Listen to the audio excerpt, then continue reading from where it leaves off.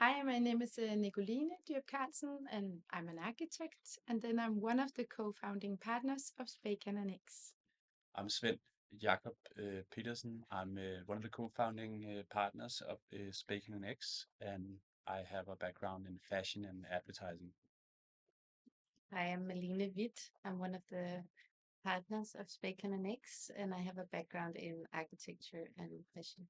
Yes, Spacon and X is a creative studio that we have started with the ambition of mixing creative fields and to work across both architecture, design, event planning with what we call in general an explorative approach. We work across scales and across types of projects, and we are located in the center of Copenhagen. We are around 25 to 30 employees, from production to event planning, doing restaurants, hotels. The holistic approach is one of the core elements of Spacon and X that we wanted to work with a closer fusion between both building, interior, and furniture and production materials. And it's a process that's always in progress with us. We are always evolving and seeing how broad we can actually grasp the holistic approach to each project. We believe that there's a lot closer relation to our clients and to the final products when we can actually be on board of all the processes that includes in each project, and then we can explore across everything without having to hand it over and start from scratch with new relations on the way. Spern, you mentioned that thanks to this focus also on production gives a better control quality of the overall process. How would you describe this part of the Well, work? for one thing, it gives us full control of the entire process from early concept stage to final delivered space, which gives us, the possibility to just keep on developing the design without compromise to the very end. It also gives us a very elaborate set of competences with our architects who are constantly in dialogue with our carpenters about like how things are built. So how do you draw something that's gonna look exactly the same when it's built in the end? At the same time, our carpenters being in close dialogue with our architects also get a very good eye of what decisions can be made on the production side. So I think for us, it's been a win-win creatively. It's of course been a challenge to run a production company being designers, but I think it's definitely worth it. Malin, you you were also sharing with me the importance of the multidisciplinary profile of the team, but also of their individual skills. What can you tell us about that richness and how it expresses in the work? Yes. We are a team, as Nicoline said, with different backgrounds and different competences, but it's not only the educational backgrounds that we work a lot with when creating a team. It is also their interest of all fields of design and creativity and exploration. So our team and our studio is constantly shaping with the people we are. So meaning getting new people in that has some competences beyond being an architect or a designer that also shapes our project. So it's also kind of like an educational a studio that we give something with the beliefs and the backgrounds we have, the three of us also coming from three different backgrounds but with common values. The same goes for the people that come here, so we share but they also share, so they come with skills that maybe haven't been part of our studio before, and then we take it in and as an example for if it's weaving or if it's casting, but then we see, okay, but storytelling and spatial storytelling is so many things. So every element and every competence can be integrated into this immersive experience or this very holistic experience. And that's what we believe creates who we are and also makes us special compared to many other design studios. So what can you tell us about the experience of starting and growing a firm, a studio, as a business?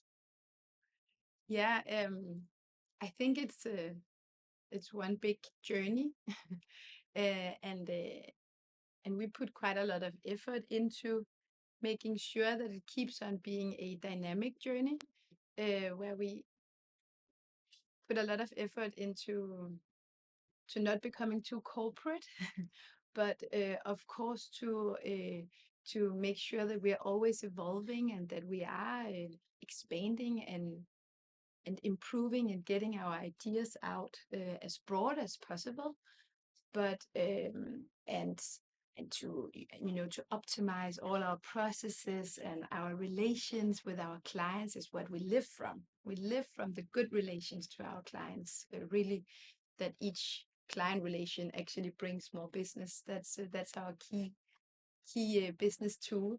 But to keep on challenging ourselves and to keep on improving ourselves and to keep on innovating both internally but also externally, and that takes a focus on business and a focus on maintaining good dynamics.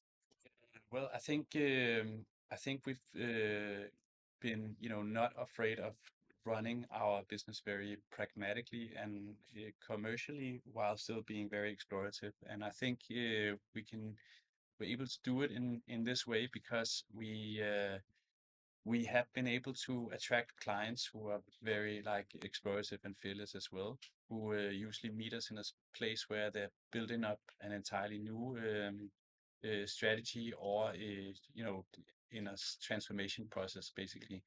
So and I think in the process, I mean, we started out basically not wanting to do competitions because we had a lot of discussions about how competition-driven architecture was separating the client from the studio and the users from the studio in the very early process where you have to align on the vision and share the vision together.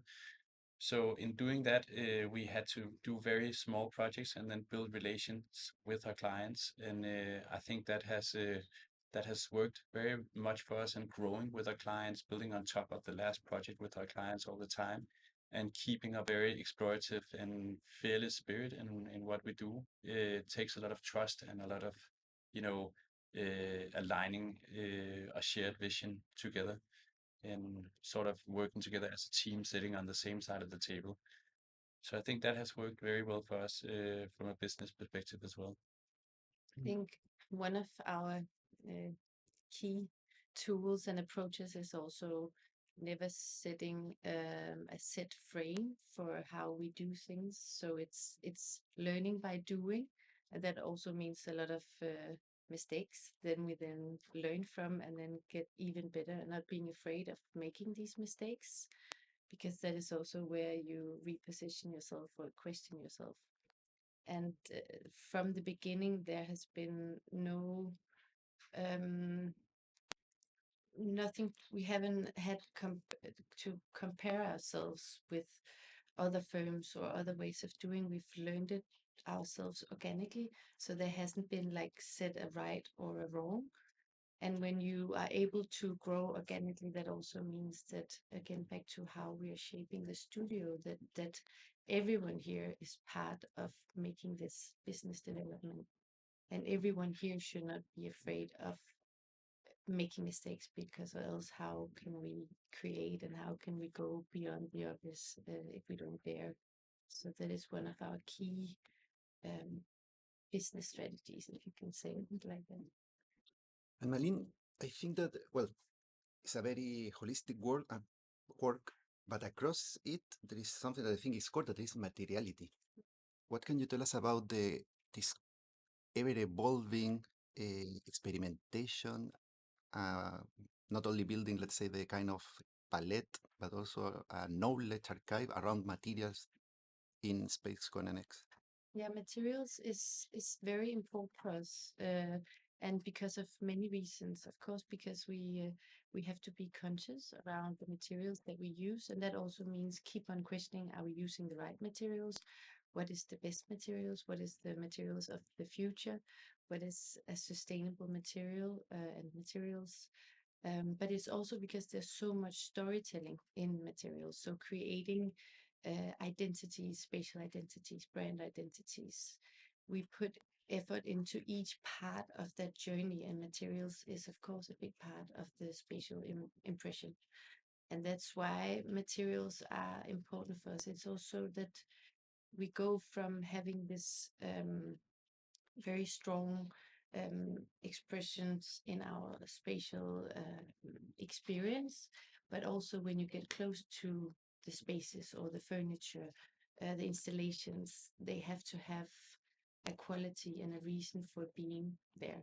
And that's why materials, not only, but also the way that we combine materials, the way that we use joinery, we like very much to have raw and honest materials. So what you see is what you get, and that also gives a reaction to the people that experience the space. It feels affable, it feels like you are in eye height, and it's also this openness into the design that you can see how things are constructed, you can see how it can be used. So the function and the durability is also something that should be visible, because that also means that you can interact with the space, with the product.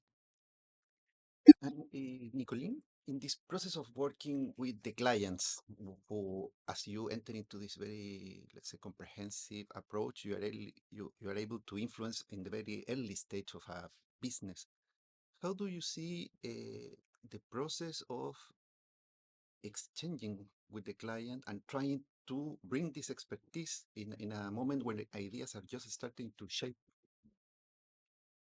Yeah, I we really enjoy entering each project like a collaboration. So it's a journey. So I think each client that comes to us would come with an urge to go on a journey together. Um, and uh, and I think that what we put a lot of effort into is to work with the identity of the client's brand, if it's a restaurant or if it's a hotel or if it's a show or an event, and then we are working from a brand strategic approach into how the client's story can be told the best, um, and uh, and that can lead to quite a big variety of results. So when you look at our portfolio, we have quite different approaches and quite different results spread out on the different types of projects that we have sold so far. And it's a different way than having a fixed design aesthetic that we implement over very different types of clients or very different types of projects. And then it's about entering how can we develop the very best result for this client's needs. And that's something that it's we find it also a bit daring that that we try to put away the pre-terminated approach and that we open ourselves to that process and say, okay, this is a bank client. They want us to innovate new filials for banks. How can we do that? How can we meet people in local environments that are going to the bank in a new way? And how should the design aesthetics for that client be on that project? So it's a very open approach, I feel. And Sven, in this evolution of many things, I think people are looking forward to experiences, not just static interiors. And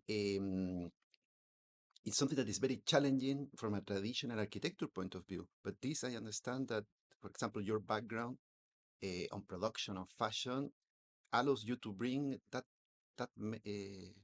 building of atmosphere of experiences into the kind of interiors that you're designing today.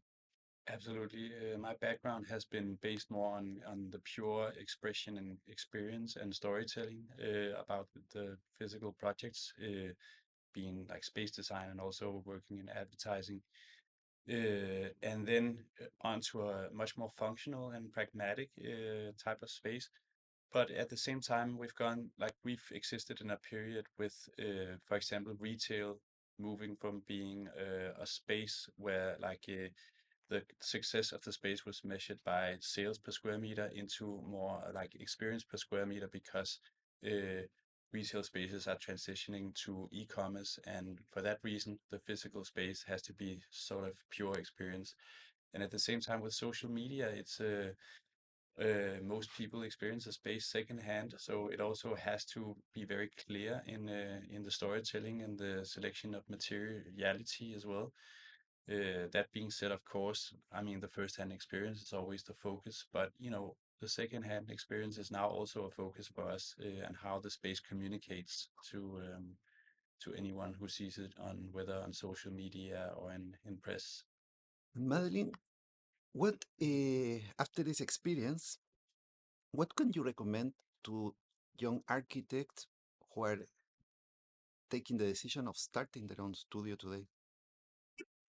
Well, starting your own firm is also a lot of work. It takes a lot of power and daring, I feel, to do first to take that step. But it is something that needs to grow organically from within.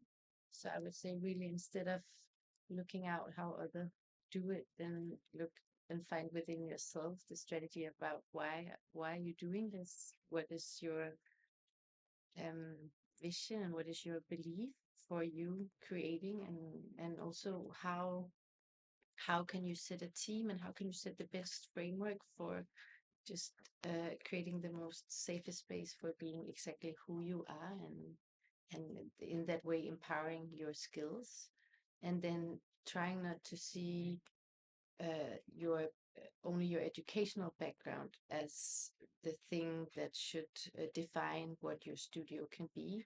So it's a space of opportunities, and we have just found out that every time we say something out loud, that's the first step to make it happen.